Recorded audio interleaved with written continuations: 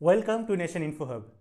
मैं उम्मीद करता हूँ कि आप सभी बाखैर होंगे और हमारे चैनल के इस हफ्ते भर सीरीज़ पे आप लगातार बने हुए होंगे। तो जैसा कि आप सभी को पता है कि हम आपके लिए लेके आते हैं इंडियन लॉ फॉर ऑल या हिंदुस्तान का कानून सबके लिए, और उसी के तहत हमने जो सबसे पहला काम किया वो है भारत का जो सबसे बड़ा डॉक्यूमेंट है, जिसको सबसे ज़्यादा मान्यता, जिसको सबसे ज़्यादा इंपॉर्टेंस दी जाती है, उसको पढ़ना शुरू किया।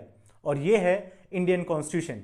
इंडियन कॉन्स्टिट्यूशन में हमने देखा है कि कैसे आपको जिम्मेदारियां दी गई है, आपको राइट्स दिए गए हैं, ये भी बताया गया है कि पार्लियामेंट जो है किस हिसाब से फंक्शन करेगा और क्या नहीं होगा।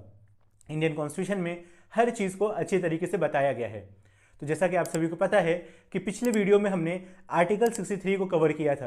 आर्टिकल 63 में बोला गया था कि there shall be a vice president. अब वाइस प्रेसिडेंट के बारे में बात किया गया है आर्टिकल 63 में। अगर आपने हमारा इससे पहले का वीडियो नहीं देखा है तो हमारे चैनल के playlist Indian law for all पर जाकर आप उसको देख सकते हैं। तो चलिए अब हम शुरू करते हैं। अगला आर्टिकल है आर्टिकल 64 या आर्टिकल 64 इंडियन कॉन्स्टिट्यूशन का, भारतीय संविधान का आर्टिकल 64, जिसमें बोला गया कि जो प्रेसिडेंट हैं उनकी जो डिप्टी हैं वाइस प्रेसिडेंट, उनके लिए क्या जिम्मेदारियां दी गई हैं और ये रोल जो है कहाँ से लिया गया है। तो हम आपको बता दें कि वाइस प्रेसिडेंट का जो रोल है, उपराष्ट्रपति का जो रोल है, वो लिया गया है अमेरिका से। अमेरिका में एक प्रेसिडेंट होता है और उसके नीचे होता है वाइस प्रेसिडेंट। वैसे ही हमारे कॉन्स्टिट्यूशन में हम सब जानते हैं कि हमने अलग अलग मुल्कों के, अलग अलग देशों के कॉन्स्टिट्यूशन को एक्वायर किया और उससे अपना कॉन्स्टिट्यूशन बनाया है, जो कि दुनिया का सबसे अच्छा कॉन्स्टिट्यूशन है। अब आर्टिकल 64 में बोला गया कि वाइस प्रेसिडेंट जो हैं वो उनका रोल क्या होगा।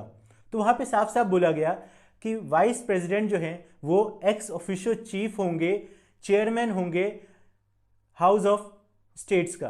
तो इसमें बोला गया आर्टिकल 64 में कि उपराष्ट्रपति वाइस प्रेसिडेंट जो हैं वो चेयरमैन होंगे राज्यसभा के, और वो कोई भी ऑफिस ऑफ प्रॉफिट नहीं होल्ड करेंगे।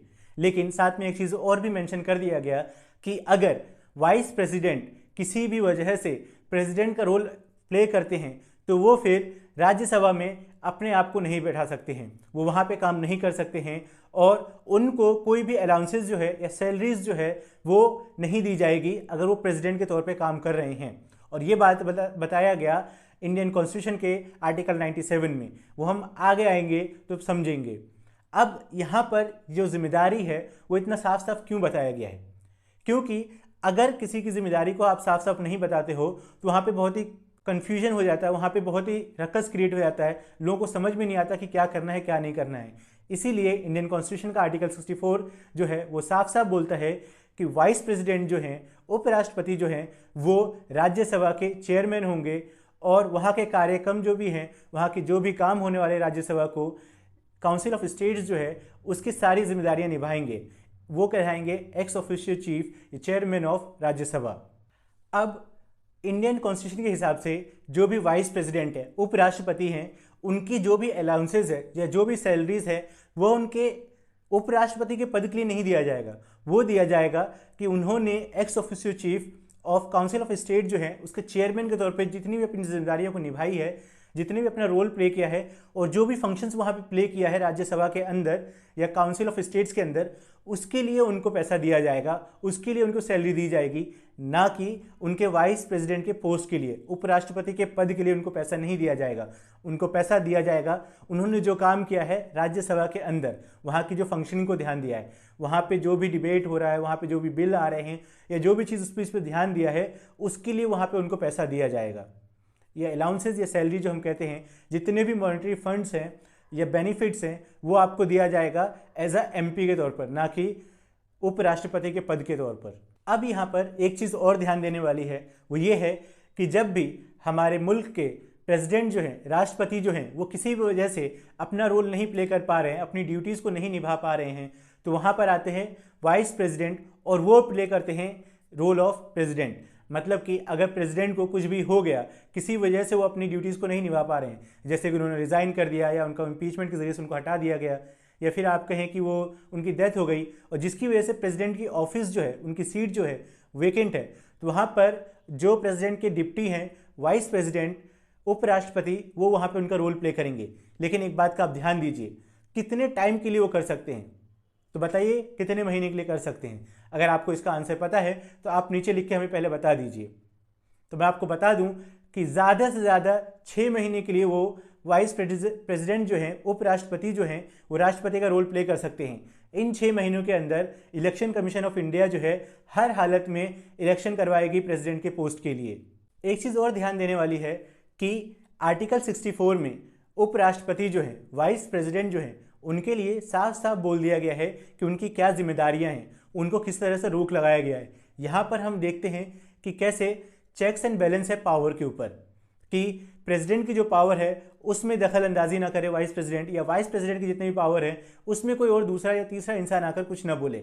यहाँ पर साफ साफ चेक्स एंड बैलेंस है पावर को लेकर, क्योंकि हमने आपको बताया कि प्रेसिडेंट जो हैं वो इंडिया के सबसे पहले नागरिक हैं और उनके पास बहुत सारी जिम्मेदारियां हैं और बहुत सारे फंक्शंस उनको दिया गया है। लेकिन वाइस प्रेसिडेंट जो आर्टिकल 64 के तहत जो बोला गया, उसमें बोला गया कि वाइस प्रेसिडेंट जो है वो एक्स ऑफिशियो चीफ होंगे, किसके चेयरमैन होंगे, राज्यसभा के, काउंसिल ऑफ स्टेट्स के चेयरमैन होंगे, और वो कोई भी ऑफिस ऑफ प्रॉफिट जो है उसको नहीं ग्रहण करेंगे, मतलब उस पर नहीं बैठेंगे और उसका नहीं ध्यान देंगे। और आर्टिकल 64 में ये भी बात बोला गया कि जो वाइस प्रेसिडेंट है, उपराष्ट्रपति हैं, उनकी जो अलाउंसेज है, सैलरीज है, जो कि आर्टिकल 97 में बताया गया है, उसके तहत उनको जो भी बेनिफिट्स दिया जाएगा, मॉनेटरी बेनिफिट्स जो भी दिया जाएगा, वो एज अ एमपी जो कि वो काम कर रहे हैं राज्यसभा में चेयरमैन के तौर पे, उसके लिए दिया जाएगा, ना कि उनके ऑफिस जो है वाइस प्रेसिडेंट का उसके लिए। तो ये सब चीज़ों को हम लोग को अच्छी तरीके से समझना होगा, क्योंकि जब तक हम अपने कॉन्स्टिट्यूशन को नहीं समझेंगे, हम अपने राइट्स को, हम अपने अधिकारों को हम नहीं समझ सकते हैं। फंडामेंटल राइट्स क्या है आपको वो नहीं समझ में आएगा। इसलिए ज़रूरी हो जाता है कि आप इंडियन कॉन्स्टिट्यूशन को समझें।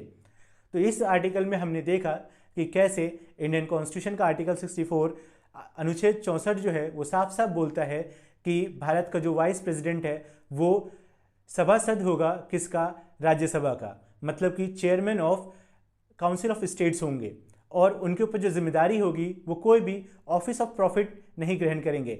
साथ ही साथ वो इस चीज़ का भी ध्यान देंगे कि जितने भी बिल्स आ रहे हैं, जो भी चीज़ के ऊपर डिस्कशन हो रहा है या कोई मिसबिहेवियर कर रहा है राज्यसभा के अंदर, तो उसको लेकर वो सस्पेंड कर सकते हैं, उसको बाहर निकाल सकते हैं, या जो काम चल रहा है, जो डे चल रहा है, उसको एडजर्न भी कर सकते हैं अगले दिन के लिए।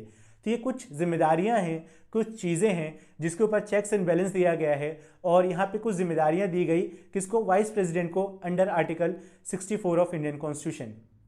मैं उम्मीद करता हूँ कि आपको इंडियन कॉन्स्टिट्यूशन का आर्टिकल 64 जो है वो अच्छी तरीके से समझ में आ गया। तो हमने इसमें देख लिया है कि कैसे वाइस प्रेसिडेंट के ऊपर जिम्मेदारी दी गई है कि वो चेयरमैन होंगे स्टेट ऑफ काउंसिल के या राज्यसभा के सभासद होंगे, और उसके सारे काम जो है उसके ऊपर ध्यान देंगे, और उनकी जो भी अलाउंसेस है वो दिया जाएगा अंडर आर्टिकल 97, जो कि है कि एमपीज़ के तौर पर उनको दिया जाएगा, ना कि वाइस प्रेसिडेंट के ऑफिस के लिए। तो यहाँ पर होता है हमारा ये वीडियो ख़त्म। मैं उम्मीद करता हूँ कि आपको ये वीडियो इन्फॉर्मेटिव लगा, और अगर आपने इसको इन्फॉर्मेटिव जाना तो आप इसको ज़्यादा से ज़्यादा लाइक कीजिए, ज़्यादा से ज़्यादा शेयर कीजिए। आप जितने ज़्यादा लोगों को इसको शेयर करेंगे उतने ज़्यादा लोगों को पता चलेगा कि हम इंडियन कॉन्स्टिट्यूशन की सीरीज़ को समझ रहे हैं और इसको अच्छी तरीके से आगे बढ़ा सकते हैं हम।